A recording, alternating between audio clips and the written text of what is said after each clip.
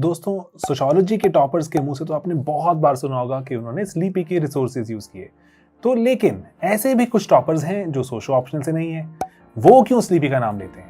दोस्तों, हम sleepy classes में जीएस एक्सटेंसिवली कवर करते हैं। ना सिर्फ यूट्यूब में डेली 4 वीडियोस आते हैं दोस्तों वहां पर, बल्कि हमारे पेड मॉड्यूल्स हैं। आज भी भारत के most cost effective paid modules systematically coverage करते हैं पूरे जो जीएस को, एंड मेंटरिंग भी अब तो शामिल है। दोस्तों, मैं आपको इनवाइट करता हूं इस पूरी जर्नी में जो कि भारत के ग्रास रूट से क्रिएट कर रही है अब toppers. Hello everyone, I am Kasturi Panda. I belong to the state of Odisha. मैंने 2020 यूपीएससी सीएससी में 67 रैंक हासिल की है एंड आज मैं शेयर करना चाहूंगी आपको अपनी सोशियोलॉजी, जो कि मेरी ऑप्शनल थी। इससे पहले दैट 2020 में मैंने जो अटेम्प्ट दिया था, माय फर्स्ट अटेम्प्ट, उसमें मेरी पेपर 1 में बहुत हाई मार्क्स थी, almost comparable to the highest.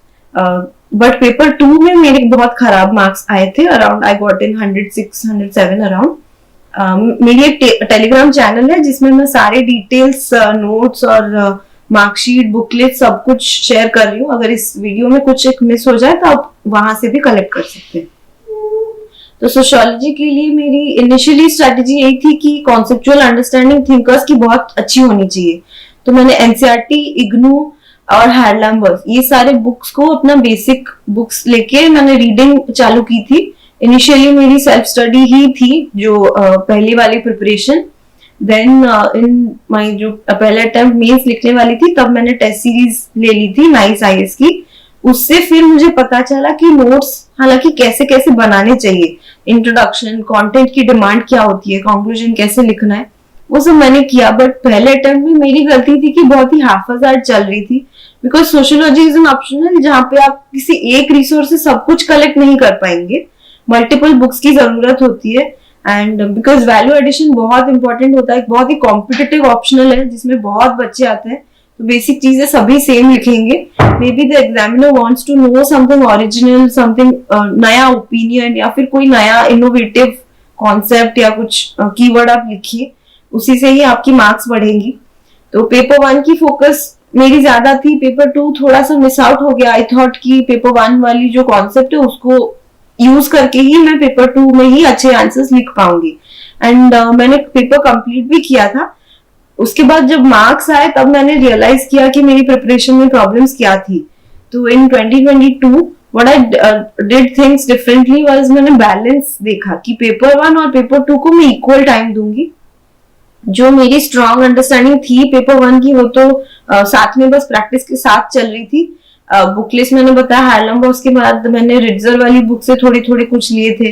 Market में जो भी फ्रीली अवेलेबल नोट्स है, जैसे उपेंद्र सर, महापात्र सर, विकास रंजन सर की एक बुक भी होती है पेपर 1 के लिए, पेपर 2 के लिए 2 अलग अलग बुक्स होती है, वो भी मैंने पढ़ी थी। देन तो शारंशु सर के नोट्स जो इन सर्विस है, उनके नोट्स से भी बहुत सारे वैल्यू एडिशन पॉइंट्स मिल गए थे। दूसरे अटेम्प्ट की तरफ नेहा भोसले मैम की नोट्स भी मुझे मिल गई थी। वहां पे बहुत ही कॉम्प्रिहेंसिव एंड मतलब कोलेटेड बहुत सारे पॉइंट्स और बहुत सारे चीजें आपको मिल जाएंगी एक ही जगह पे। She had like prepared everything and PDF उन्होंने शेयर भी किया था अपने ब्लॉग से। वहां से भी मैंने बहुत सारे अपने वैल्यू एडिशन किया। बीच में जो टाइम मिला, मैंने 2021 जो स्किप किया था टू गिव द ओपीएससी, उसमें जो टाइम मिल रहा था तो I took up another test series, तो उसमें भी वैल्यू एडिशन बहुत सारे चल रहे थे। तो by the time I finished my prelims exam of 2022, resources और नोट्स मेरे काफी हद तक रेडी थे सोशियोलॉजी के लिए। तो mostly it was revision and practice कि मैं 3 घंटे में क्वालिटी आंसर्स कैसे लिखूं। आंसर राइटिंग प्रैक्टिस तो पैरेलली ही चलती रही, पहले अटेम्प्ट से भी मतलब मुझे 3 साल तो मिले ही थे, वही चल रहा था। And what I did for easy revision was notes. तो मैंने बताया कि मतलब मैंने सब कुछ कलेक्ट कर लिया था। जैसे नितिन सांगवान की सर की बुक हम अक्सर रिवीजन के लिए यूज करते थे, उसमें भी जो भी इंपॉर्टेंट पॉइंट्स लगे मुझे, मैंने अपने नोट्स में ऐड करना शुरू कर दिया था, ताकि एग्जाम के पहले मैं सिर्फ अपने नोट्स रिवाइज करूं एंड बहुत सारे बुक्स में कंफ्यूज ना हो जाऊं। साथ में मैं उसी नोट से ही कलेक्ट कर करके सिर्फ 2 ही A4 शीट्स थे मेरे पास, पर शीट आगे और पीछे। पेपर 1 के थिंकर्स मैंने एकदम छोटे छोटे हैंडराइटिंग में कंपाइल किया हुआ था, ताकि 15 मिनट के अंदर में सारे थिंकर्स के नाम अच्छे से याद कर लूं जब रिवाइज करती थी। सिमिलरली फॉर पेपर 2 सारे थिंकर्स के नाम मैं ऐसे ऐड कर लिया था कि कौन से टॉपिक में कौन सा थिंकर होने चाहिए। मेरी स्ट्रैटेजी थी कि 10 मार्कर्स में मिनिमम 2 थिंकर्स होने चाहिए, ज्यादा हो तो बहुत अच्छे हैं, जैसे पेपर 1 में तो काफी थिंकर्स मिल जाते हैं। सिमिलरली पेपर 2 के लिए भी एटलीस्ट 2 होने चाहिए। 20 मार्क्स का पेपर हुआ तो मिनिमम 4-5 थिंकर्स तो होने चाहिए। कोई थिंकर वाला क्वेश्चन आ गया तो वो तो वैसे ही आप क्रिटिसिज्म में बहुत सारे और थिंकर्स ऐड कर ही पाएंगे।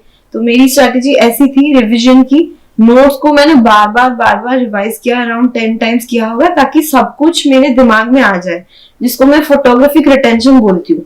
जब भी आप कोई क्वेश्चन देखते हैं मेंस में, उसको रिलेट करने की कोशिश कीजिए कौन से सब टॉपिक और कौन सी थीम से क्वेश्चन पूछी गई है, और उससे रिलेटेड आपके पास प्रिपरेशन कंटेंट क्या है, उसी को यूज कीजिए एंड उसी को अच्छे से लिखिए। अनरिलेटेबल आंसर्स ना लिखिए, रिलेवेंट लिखिए, जो क्वेश्चन की डिमांड है उसके हिसाब से आप इंट्रोडक्शन कंक्लूजन चेंज कीजिए। कभी कभी आप करंट अफेयर्स कुछ एग्जांपल्स पेपर 2 में भरपूर यूज कर सकते हैं।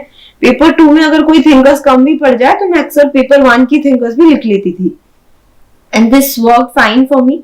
मार्क्स अबव एवरेज मतलब बेटर रेंजेस में ही है, तो आपको भी ये रिलेटेबल लगे तो आप यूज करें। ये सारे जो नोट्स हैं मैं अपलोड करती जाऊंगी टेलीग्राम में। बाकी 90% चीज मुझे लगती है कि सेल्फ स्टडी और सेल्फ प्रिपरेशन से ही होगी, तो आप फोकस करें, अपनी स्ट्रैटेजी पे भरोसा रखें। कोई कुछ बोल रहा है इसलिए उसे फॉलो ना करें, आपको अगर सूट करता है तभी वो चीज आप अडॉप्ट करें। स्ट्रैटेजीज देखिए फिर अपनी स्ट्रैटेजी डिवाइस कीजिए, आप अच्छा करेंगे। I hope so and thank you and all the best.